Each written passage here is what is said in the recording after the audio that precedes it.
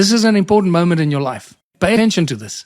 Every ancient civilization that you will study, including the Egyptians, the Sumerians, the Hindus, the Buddhists, every ancient civilization, including Christianity and Judaism, they have the same origin, so call it Christianity. The same story of creation, which starts with the Creator or God creating the universe with sound and resonance and frequency, with the spoken word. But they just describe it differently. They used a slightly different description to describe that event or that sequence of event. In Christianity, we have, in the beginning, God created the heavens and the earth, and God said, let there be light. But it says the Spirit of God moved over the waters. So for a long, long time, I was wondering, okay, so nothing is in creation. God hasn't even said, let there be light, but there's already water. Where's the water? There's no universe. There's nothing. There's the void. There can't even be a void. There's no firmament. There's no matter, but there's water. Water is matter. It's hydrogen and oxygen. And I started to realize, hold on. There's something very special and very important about this combination of elements, water and hydrogen. And it certainly is. I don't want to get sidetracked by that. Just focus on water for a little bit. For people that want to do some research, look at water, because when you start understanding what water is, the molecular structure of water, the importance of water, the importance of hydrogen, oxygen, and if you add one more or two more elements to that, you add silica and carbon to that. Now you have the holy grail of everything in creation. But the first opening phrase of the Bible is literally a crash course in quantum mechanics. And people don't realize it. But the crash course in quantum mechanics creates a problem for us, because it shows us that we don't live in an electromagnetic universe. We live in a magneto-electric universe. And there's a huge difference between the two, because the Bible says, just like pretty much every other ancient civilization, says that the God created the word, and the Bible says, and God said, let there be light. So it was the sound and resonance of creation, the word of God or the Creator, which is vibration, resonance, and frequency, that creates what? What does sound and moving sound create? Creates, and vibration and resonance creates magnetic fields. And what do moving magnetic fields do? Because vibration can't stand still. It has to move. So what do moving magnetic fields do? They create electromagnetic fields, which is light. So it tells us that light comes from sound. And when I saw that, when I discovered that, when that penny dropped for me, I realized it's not the light that's so important. It is the sound that is so important, because without sound, resonance, and frequency, there can be no light. Light is a consequence of sound, resonance, and frequency. Vibrations. They're all aspects of each other. We call it sound on earth because the things we hear comes from vibration and resonance that moves air. It's all the same thing. That one creates the consequence of the other, or is the consequence of the other. And that's when I realized that the speed of light is not the finite thing. And this is why they've been pushing it in science, that nothing can move faster than the speed of light. That's the lie and the BS they've been selling us. And so many people still believe that. You know, it's been shown so many times before. And I've spoken about this in my lectures for nearly 10 years now.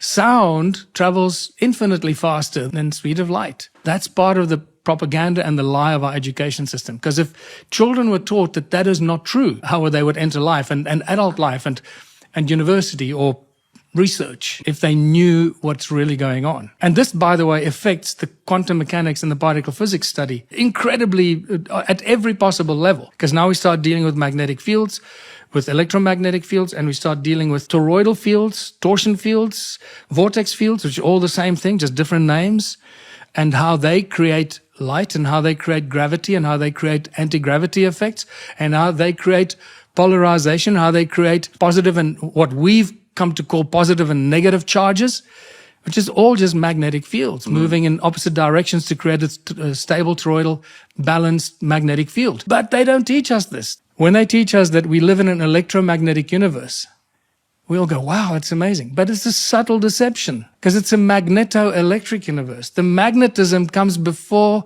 the light. So if we grew up believing that light comes from, as a consequence of sound and magnetism, we get light, we'd see physics and science and cosmology very differently. At some point, some stage, some omnipotent field of consciousness, you can call it God, the Creator. I don't know. I just ended up calling it God. I've come a long way around. You know, for many years, I was scared to call it God because God had so many different connotations and religious connotations and so forth. And eventually now I just said, you know what? It's God. It's God, the creator of everything in the universe. We can't put a name to it. We just know that everything that exists here is not a consequence of tiny little particles bumping into each other randomly, all over the place and creating everything in creation. Because remember, that's the story that they're trying to teach us in evolution.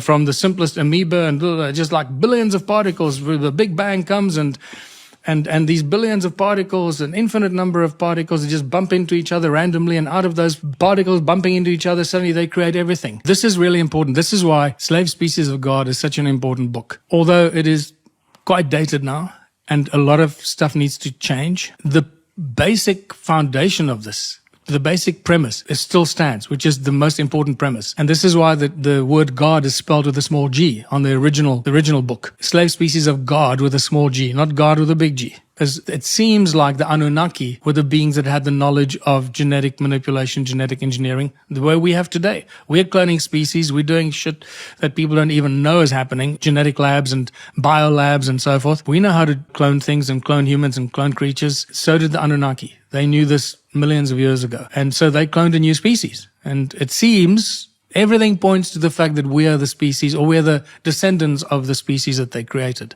And that's why it's spelled with a small g. Just because you got the knowledge of genetic manipulation doesn't mean you created the heavens and the earth. And there's a big difference. So the Slave Species of God, the most important job that book does is to draw the distinction between God with a big G and the gods with a small g. The book of Enoch was part of the Bible. The book of Enoch really goes to some extremes. I mean, he says that the large giants were 3,000 ells. 3,000 ells tall. Now, an ell is from there to there, so that's about half a meter.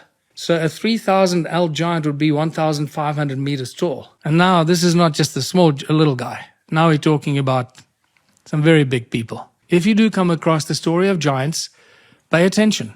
Read as much as you can, absorb that information, make notes, write it down, and go and research it. Because you'll find every ancient civilization, the oral history, the oral tradition talks about giants in great detail. And different giants. We're talking about the small ones, like Anunnaki, that were maybe 2 or 3 times the size of humans. We talk the slightly larger ones that are like, 15, 20, 40 meters.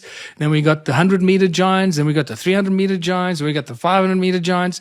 Then we get the big ones, the 1.5 kilometer tall giants. And all of them played a different role, and they had different reasons why they existed. And again, I don't want to get stuck in that detail, but I've studied that in great detail in the research that I've done in the ancient civilizations here in South Africa, where we've done all kinds of spiritual and shamanic journeys and connected with the ancestors and connected with the spirits and the guardians of the ancient sites. And let me tell you what, when you start doing that work and you start getting consistent results that support each other, there comes a time where you have to say, okay, this is no longer coincidence, or somebody is just making the story up.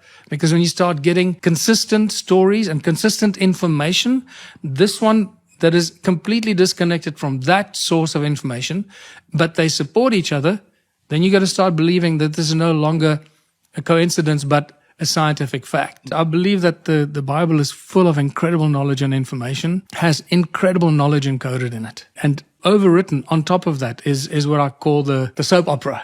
The soap opera story that they write on top of it. And that's where the confusion comes. People get lost in the soap opera drama of the Bible, and they went there and then they stayed there for 3 days and 5 nights and then 40 days there and this and he said this and she said that, and then they slaughtered a sheep and then they were unhappy, but in between, woven into that, is the really important information and the numbers, the numerology, the specific sequence of events that you can extract a huge amount of information. But that's below the subtext. That's the subtext below the surface soap opera that I've started calling it. And one of my great examples, my favorite examples of the Bible is the very opening line. And it is consistent with every ancient civilization creation story. This is all information has been taken out of the Sumerian texts. And, we've got to be grateful for the people that have translated those Sumerian clay tablets, that spent years and years researching it and translating it, decoding it, and then going through all the hard work to share that information. And Zechariah Sitchin was one of those people. I believe now that Zechariah got a lot of stuff wrong. Not everything he wrote about was accurate, but even if 10% of what he got was right, it's still fantastic because he opened our eyes and opened our minds to a whole new reality. So stop talking about Zechariah Sitchin was wrong. I don't care if he was wrong. Even if he was 1% correct, he opened the eyes of billions of people around the world and taught us that our mythology is our true history and is not just a figment of somebody's imagination. The story of the Anunnaki is that they came to Earth, who knows from where, from some other dimension. Now, again, we can go into that discussion, and that goes into areas that some people will be very uncomfortable going. This is why when you start studying this, you've got to have an open mind and be prepared to get information that is going to make you feel very uncomfortable to start off with. Really uncomfortable. And it took me some time to process a lot of this and to digest it and to become comfortable with it, or to bring it into even to accept it as a possibility. But I've gone through it, I've done it, and it no longer scares me, because some of the stuff is really scary and disturbing to the point where you actually don't want to deal with it, because it's that disturbing. And we're talking about disturbing from a sense of evil, like pure evil, disturbing from a sense of understanding that there are beings and people and beings, other beings, possibly aliens, that have the capacity of magic, of manifesting things instantaneously, like Green Lantern, the movie, that kind of reality. And you've got to be able to embrace that. Otherwise, just walk away from it and leave it alone. Don't mess with it. Study all the stuff. Take it in as information, as knowledge. Process it whichever way you want, but don't get stuck in it. Don't get obsessed with it and get stuck in one rabbit hole, because there are an infinite number of rabbit holes. I call it the terrible truth. We have to know the terrible truth. We have to deal with the terrible truth to be able to understand what not to do and where not to go, and learn from that so that we start to understand where we are going as a species and how we should be behaving and moving into a future that will be prosperous and beneficial to all of us. So we read in the Sumerian text that these beings called the Anunnaki came to Earth from wherever, and they came here to mine gold. And there you see the connection, the obsession with gold. And again, you can test it. You can see that our obsession with gold goes all the way to the book of Genesis. Genesis 2, and I'm digressing again, but it's important for people to understand the connectedness of all these stories. Yeah. Where did humans become obsessed with gold? Why? And when you read modern history books and that, you read all the BS, all the lies and deceptions. Why humans became obsessed with gold. And in Enslaved Species of God, I mentioned some of those lies because they saw gold and it was shiny and beautiful and they were drawn to it because of its beauty. Come on, really. Just people were worried about growing food and building communities and baking bread and surviving, and gold is a whole different thing. But because gold, you can trace back to Genesis 2. And I went and did this. And I'm sure many of your listeners will probably have done this themselves. So the first time we hear the mention of gold is in Genesis 2, before Eve has been created. So Adam is alone on earth. And God says, I want to take Adam to the land of Havilah, where the water is good, the land is good, and there is gold. Why would God be obsessed with gold? Can you see? Now, with that statement, we draw a difference between God with a big G, who doesn't care about gold, and the gods with a small g, that are obsessed with gold. So whoever was manipulating Adam and wanted to take Adam from this place to that place because there's gold, we need to start to read between the lines and start differentiating between when does the Bible refer to the creator of the universe, the God with a big G, and then the malicious, evil beings called the Anunna or the Anunnaki or the Elohim or the Nephilim or the Zanzimim, because those are the malicious beings that were abusing humanity. The sons of God saw the daughters of man and they came down from the heavens and they had sex with the daughters of man and created a whole new species. And that was a serious event. There's a huge controversy about why they were obsessed with gold. I've reached a completely different conclusion now. And they were so obsessed with it that they would go to extreme lengths to get it, like extreme lengths to get it, which means it must have been really, really important to them. It's not just something that they wanted. It's something that they needed to survive. Okay, so if we can agree on that, then a lot of things will start making sense. Because many of the things that we read about how the Anunnaki behaved, what they did, and why they cloned a new species called the Adamu race. Adam, same thing. So the Sumerian texts talk about Adamu. The Bible calls it Adam. And now we start seeing the connection between this ancient Sumerian texts that were much older than the Bible or any of the other ancient scriptures. And we start seeing the connection. So when they cloned the Adamu and they created the Adamu species, they cloned it as a species to do the slave labor in the gold mines because they needed the gold and they were tired of doing all the work themselves. And there are very interesting references to these events in the Sumerian texts. So now you start seeing the connection between the Sumerian texts, the Anuna gods, the Anunnaki, the obsession with gold, why humanity was obsessed with gold, and the fact that the gold didn't belong to humans. We know this from when the European settlers started to arrive in the Americas and Africa and India.